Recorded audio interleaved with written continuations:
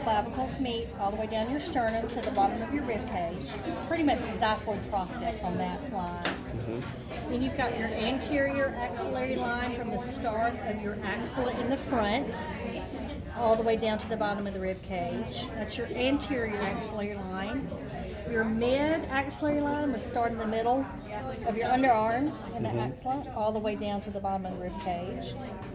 And then your posterior axillary line is right about where that fold ends, right there. Posterior axillary line all the way down to the bottom of the rib cage. Then you have your right mid-clavicular line in the middle down to the bottom of the rib cage. Your left mid-clavicular line down to the bottom of the rib cage. Posteriorly, you've got your mid-vertebral line, which starts about, where that C7, T1 goes all the way down the spinous processes. And then you've got your left mid-scapular line all the way down to the bottom of the rib cage. And then your right mid-scapular line that goes all the way to the bottom of the rib cage right there. Will you go with the breath sounds as well?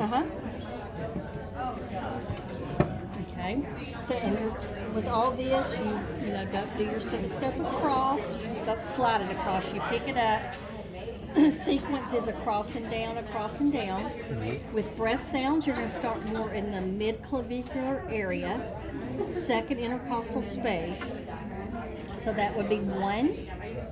Have them take 1 full breath in, 1 breath out. 2, 3, and 4 are going to be just at the start of the breast tissue. 3 and 4. 5, I usually start out to the side right here, just right at the nipple, or it may even be just above. You may have to go here, that's still 5. 6, or you may have to hear it here. 7 is the one that you come down the left mid-clavicular line. Okay. And then 8.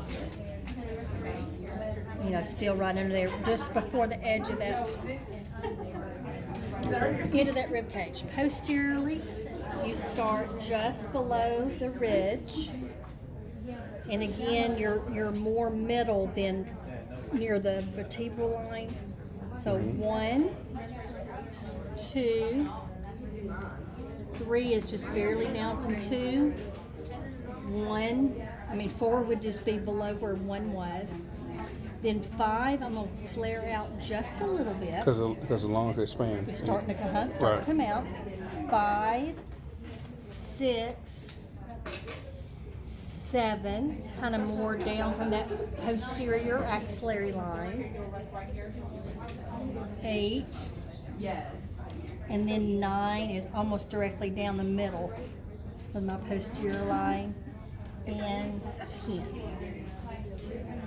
And then heart sounds, I've got 5 heart sound areas. These are going to be more off the sternal border except for the 5th one. So on the right side, just off from the sternal border in my second intercostal space, that is going to be my aortic area.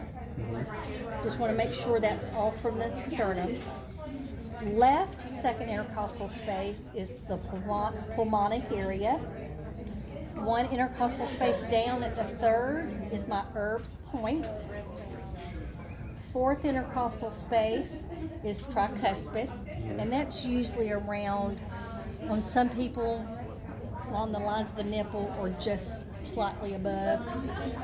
And then the only one that's down the left mid-clavicular line, up under that outer part of the breast, that is my mitral area, also known as the point of maximal impulse. And that's also where, if I wanted to auscultate a pulse, I would go auscultate the apical pulse right there. Okay. Is that it? That's it. All right. Thank you.